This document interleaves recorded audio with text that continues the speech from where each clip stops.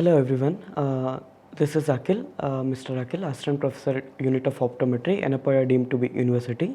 So in this session we'll be going through the amblyopia and its management options.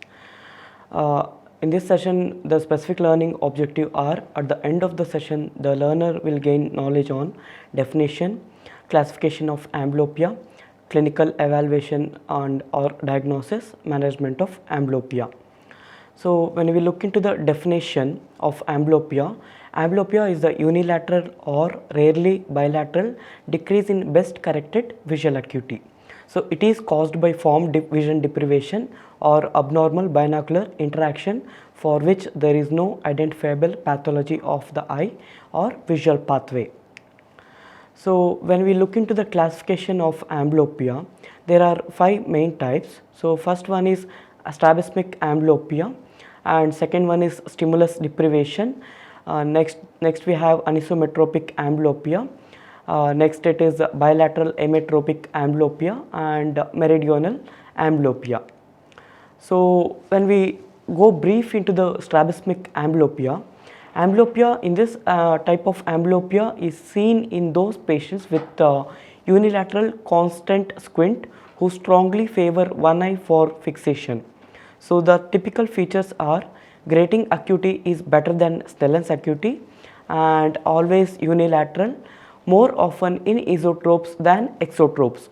So it is very rare in hypertropia and anomalous head posture. So in stimulus deprivation, the amblyopia of disuse and amblyopia ex anopsia, amblyopia resulting from those conditions wherein one eye is totally excluded from seeing early in life.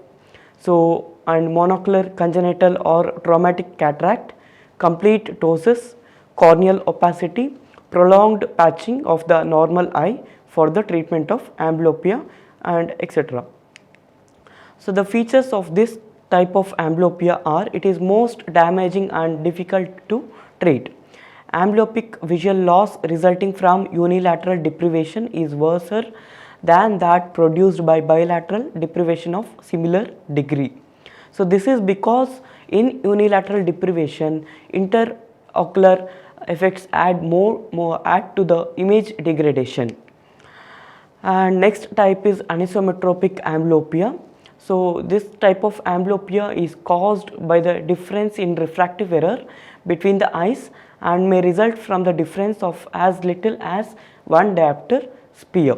So it is more common in anisohypermetropia than in those with anisomyopia. So strabismus is frequently associated with anisometropia and hence both strabismic amblyopia and anisometropic amblyopia can coexist. So next type is meridional amblyopia.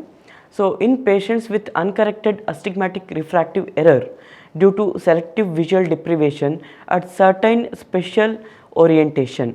So even small amount of unilateral astigmatism may cause amblyopia. So next we have bilateral ametropic amblyopia. So in this the amblyopia results high symmetrical refractive errors, usually hypermetropia of +5 diopters and myopia in excess of -10 diopters also can induce bilateral amblyopia, and astigmatism more than 2.5 diopters will be affected. So when we look into the pathogenesis and pathophysiology, it is mainly of amblyogenic factors, role of retina and active cortical inhibition. So when we look into the amblyogenic factors, it is a formed vision deprivation of all forms and light deprivation in mainly in strabismic amblyopia and abnormal binocular interaction, all monocular forms. So the conclusions are visual deprivation produces amblyopia by changes in the visual system neurons, and deprivation during the early part of the critical period of development is more deleterious, and amblyopia produced by binocular deprivation was less severe than that produced by uniocular deprivation. So next we move on to the evaluation and diagnosis. of amblyopia. So evaluation of visual acuity and refraction is basic entity, and next we have neutral density filter test and test for crowding phenomenon, anterior segment and fundus examination, evaluation of fixation and other sensory anomalies. So next we have prism induced tropia test. It is of 25 diopter basin prism test, and it induces large esotropia creating diplopia. So normally infant will not attempt to see through the prism, but if it shows preference still indicates amblyopia in the uncovered eye. And vertical prism test is of 10 to 15 diopters. Vertical prism is used to induce diplopia. And next we have central steady maintained method, CSM method of rating. So next we move on to the evaluation of central versus eccentric fixation. So mainly it is of angle kappa method. So hand light method occlude the non-fixing eye, ask the patient to fix at light held directly below the patient's eye, same repeated on the other eye. So in this we look into the corneal reflex is noted, and angle is positive if reflex is displaced nasally, and negative if displaced temporally. In eccentric fixation, significant difference in location of corneal reflex will be noted. So arc perimeter method. So in this patient is asked to fixate at the central mark on the perimeter, and a very fine light is moved along the arc until the light reflex is centered on the cornea. Location of light on the perimeter arc tells the angle kappa in degrees. So major amblyoscope method using special slides with synoptophore, and visuoscope method in patients above 4 to 5 years. Hedinger's Bruch's method, patient is made to perceive the entopic pattern of Hedinger-Bruch's and asked to touch the center.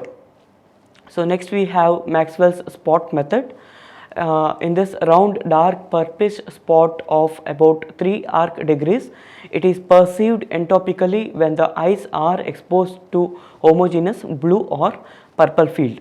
In eccentric fixation, Maxwell's spot is displaced to the side of the fixation target. So next we move on to the management of amblyopia.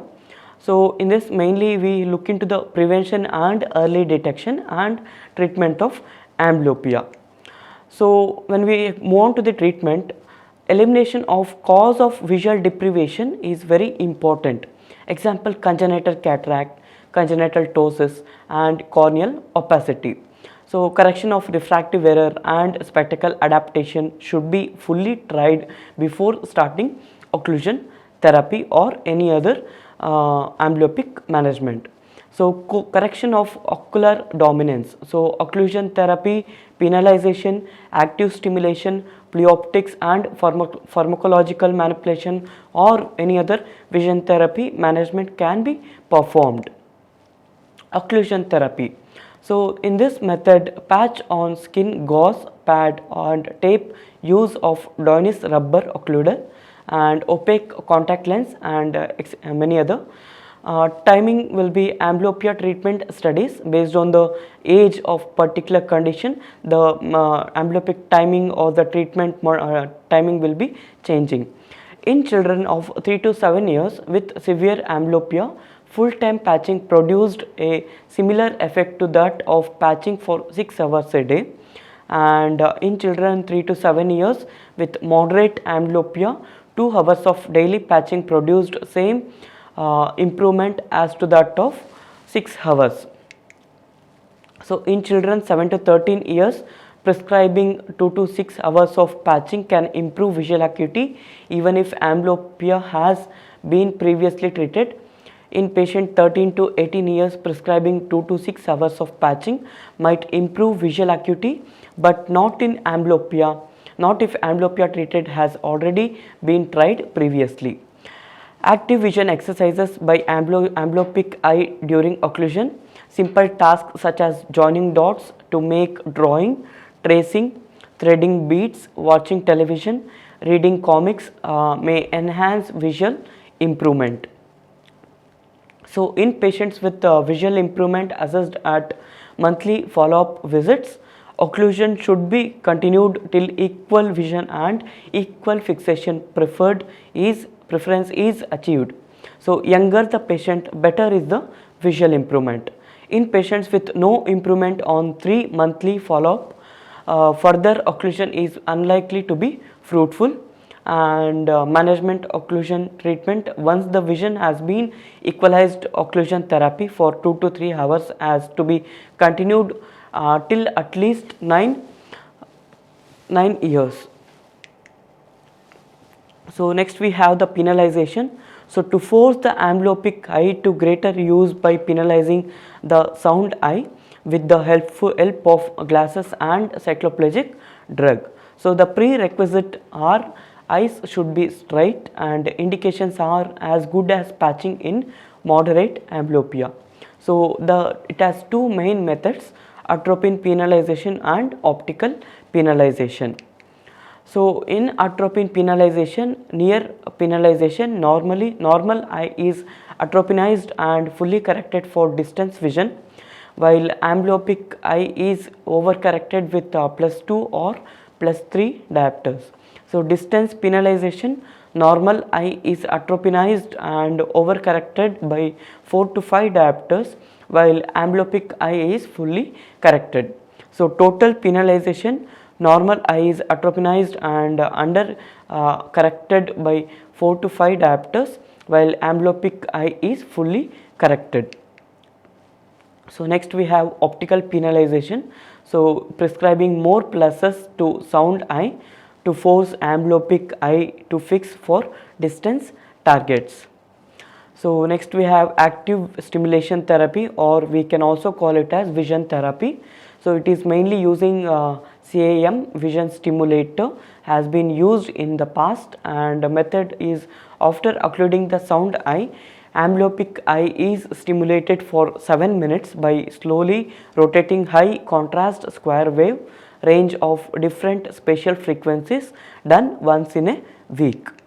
So in this first picture you can see it shows the red green stripes of heart chart used in conjunction with red green anaglyph glasses to stimulate the amblyoptic eye, so or suppressed eye. So in the next image you can see it is showing a patient doing anti-suppression exercises, auto flashing on Synapto 4 in office settings. So next we have pleoptics. In this, peripheral retina including eccentrically fixing area around the fovea is dazzled with an intense light while protecting the foveal area. So this is followed by direct stimulation of fovea by Pleiopto 4 or after image Kappas method. So next we have role of perceptual learning. So this is very important when we look into the amblyopia management. So it employs practicing a visual discrimination task such as positional acuity, contrast acuity and stereo acuity, and recommended period for perceptual learning is 2 hours per day and 5 days per week for a period of 9 months. So next we have prognosis of amblyopia or treatment, and younger the child, better the prognosis. Deprivation of amblyopia carries the poorest prognosis. Strabismic amblyopia has best prognosis, and presence of eccentric fixation worsens the prognosis, and unilateral hypermetropes has poorer prognosis than myopes, and occlusion therapy is better than other methods. So the summary of this session is amblyopia is the unilateral or rarely bilateral, and it decreases in best corrected visual acuity, and it is caused by form deprivation and or abnormal binocular interaction for which there is no identifiable pathology of the eye or visual pathway, and it is best to treat in the early age or early condition.